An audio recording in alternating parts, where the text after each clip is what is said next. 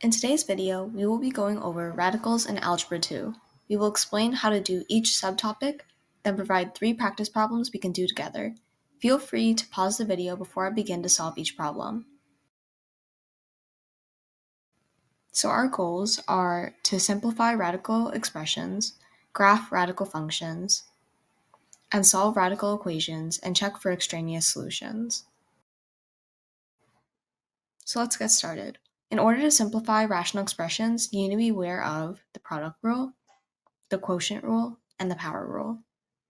For addition and subtraction, you only have to combine like terms.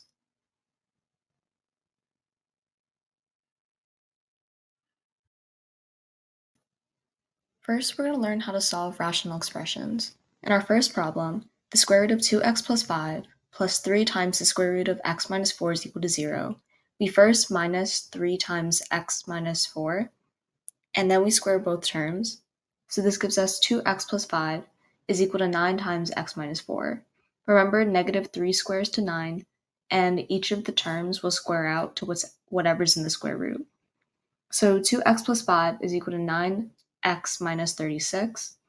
We can set each term equal to 0 to factor it out.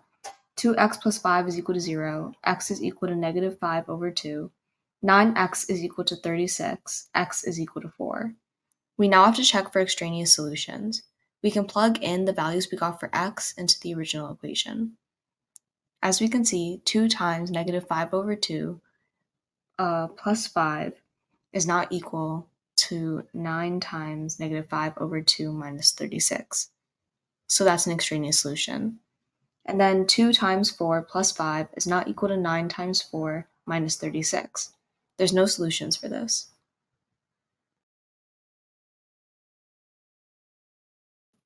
Our next problem is the square root of x plus 3 over x minus 4 is equal to the square root of 1. So we first do is square both sides. X plus 3 over x minus 4 is equal to 1. And then we can multiply each side by x minus 4 to cancel out, and it's x plus 3 is equal to x minus 4.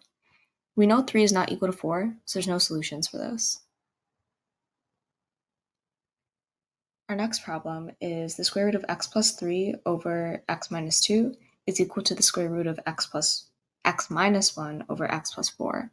Again, square both sides, and then we can cross multiply this. So x plus 3 times x plus 4 is equal to x minus 1 times x minus 2.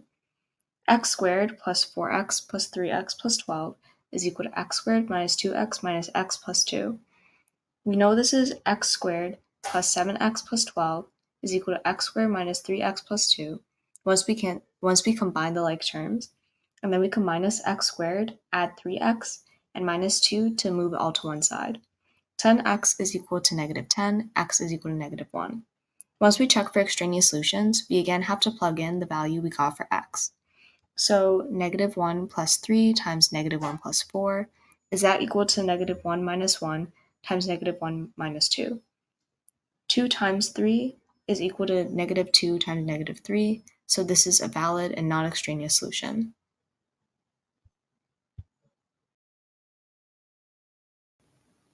We are now going to learn how to express in simplest form.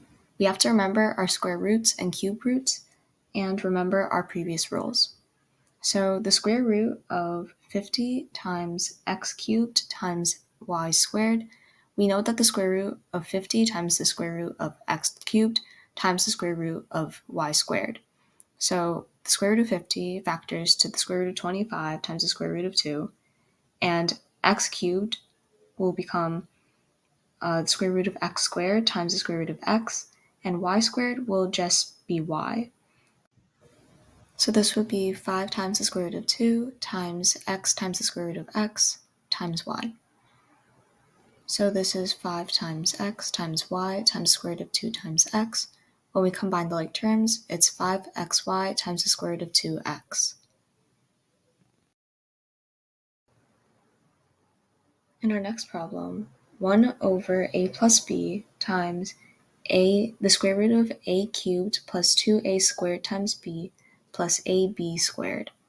So first let's focus on what's in the square root. As we can see, we can factor out the a. So a times a squared plus 2ab b plus b squared is equal to 0. And this is a perfect square, a plus b squared.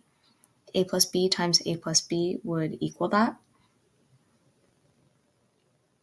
So now it's a little more simplified. So let's rewrite this. This is the square root of a times a plus b squared, which is square root of a times the square root of a plus b squared. So that's just the square root of a times a plus b. 1 over a plus b times the square root of a times a plus b. That's just 1 times the square root of a, so it equals the square root of a. The next problem is 1 over 2a plus b times the square root of 4a squared b plus 4ab squared plus b cubed. What we first need to do is isolate what's in the square root sign. So 4a squared b plus 4ab squared plus b cubed. We can factor out the b. And as we can see, what's in the parentheses is a perfect square. 2a plus b squared is equal to that. So 1 over 2a plus b times the square root of b times the square root of 2a plus b squared. That will become 1 over 2a plus b times the square root of b times 2a plus b. This factors out to 1 times the square root of b, which is equal to the square root of b. Now let's go over how to perform operations with radical functions. Question is the square root of 2 plus 1 times the square root of 2 minus 1. How would we do this? So we can multiply the first term by the last term, and then the next term by the first term, and then the last term. So the square root of 2 times the square root of 2 is equal to 2. The square root of 2 times negative 1 is negative square root of 2. 1 times the square root of 2 is the square root of 2, and 1 times negative 1 is negative 1. So once we combine these terms, we can see this adds up to 2 minus 1, which is equal to 1.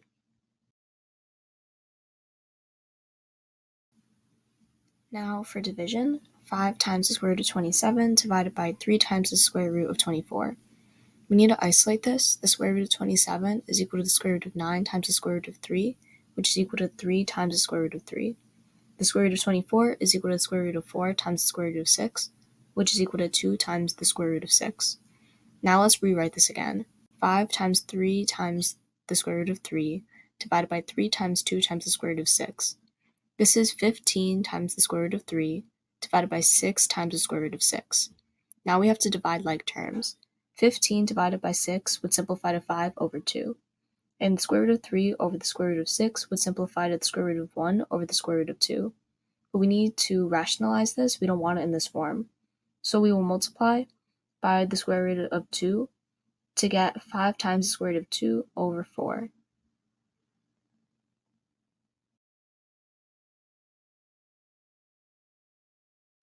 Now we are going to practice multiplication and division. The square root of 18 times the square root of 12 over the square root of 27 cubed is equal to what? So we know the square root of 18 is equal to the square root of 9 times the square root of 2, which is 3 times the square root of 2. And we know the square root of 12 is equal to the square root of 4 times the square root of 3, which is equal to 2 times the square root of 3. And we know the square root of 27 is equal to the square root of 9 times the square root of 3, which is equal to 3 times the square root of 3.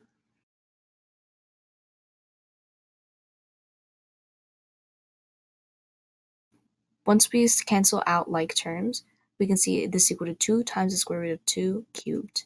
2 cubed is 8, and the square root of 2 cubed is equal to the square root of 8, which is the square root of 4 times the square root of 2, which is 2 times the square root of 2. 8 times 2 is 16. This is 16 times the square root of 2. Now we're going to go over how to rationalize the denominator. The first problem is 2 times the square root of 5 over 4 times the square root of 2. First of all, 2 over 4 simplifies to 1 over 2. Now we want to rationalize the radicals. We will multiply this by the square root of 2 on both sides, and this would be the square root of 10 over 2 times 2. This would be equal to the square root of 10 over 4. The next problem is more tricky. 4 minus 4 times the square root of 2x cubed over 4 times the square root of 20x cubed. So let's factor out the numerator. Let's factor out the 4 to get 4 times 1 minus the square root of 2x cubed over 4 times the square root of 20x cubed. The 4's cancel out, and we're left with 1 minus the square root of 2x cubed over the square root of 20x cubed. 2x cubed, that factors out to the square root of x squared times the square root of 2x. 20x cubed, that factors out to the square root of 4 times the square root of x squared times the square root of 5x. So that becomes x times the square root of 2x and 2x times the square root of 5x. So 1 minus x times the square root of 2x over 2x times 5x. Once we rationalize it by multiplying by the radical in the denominator, we can see this becomes 5x minus x times the square root of 10x squared over 10x squared. The x squared and the square root sign becomes x. X times x becomes x squared. So this would be 5x minus x squared times the square root of 10 over 10x squared.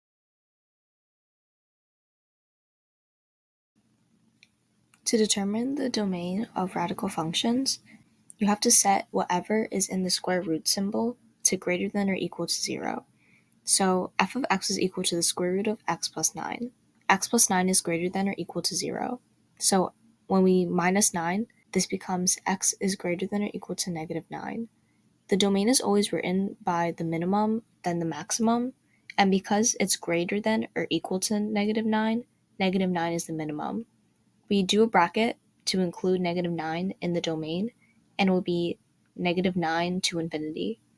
The next problem is f of x is equal to the square root of 5x plus 15. So 5x plus 15 is greater than or equal to 0. We need to factor out the 5 first, which is 5 times x plus 3 is greater than or equal to 0. When we minus 3, we get x is greater than or equal to negative 3. Remember that we need to do the minimum, then the maximum. Because it's greater than or equal to negative 3, it cannot be less than negative 3, so negative 3 is the minimum. This would be a bracket, including negative 3, and it will be negative 3 to infinity. The last problem is f of x is equal to the square root of 9 minus 18x. So 9 minus 18x is greater than or equal to 0, and this is negative 18x plus 9. We can minus 9 to get it to the other side. Negative 18x is greater than or equal to negative 9. And then we divide by negative 18.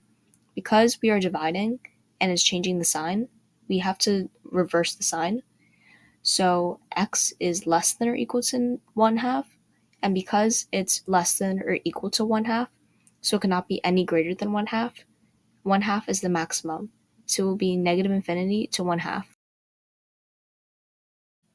So first of all, we need to go over the general formula.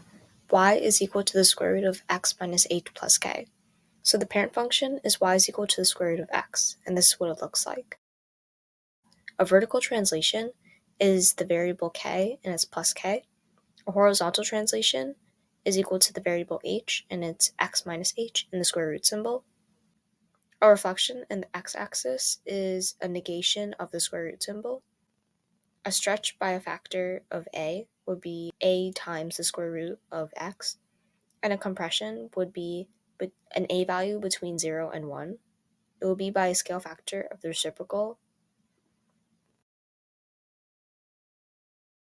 Now we know how to apply transformations to graphing radical functions. Our first problem is f of x is equal to the square root of x minus 2 plus 2. First, we need to find the domain. The domain is what is inside the square root symbol. X minus 2 is greater than or equal to 0. We add 2 to get x is greater than or equal to 2. Nothing is less than 2, so the domain is 2 to infinity. We can see there's two transformations, a translation to right and a translation to up. This is what it would look like.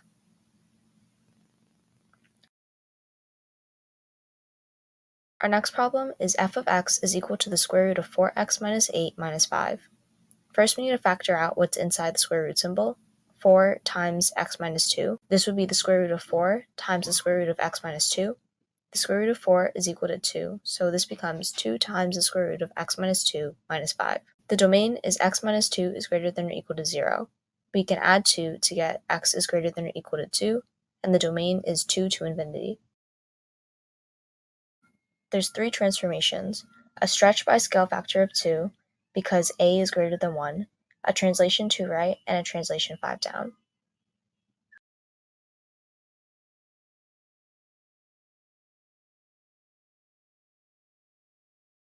Our third problem is f of x is equal to 1/2 times the square root of x minus 3 minus 9.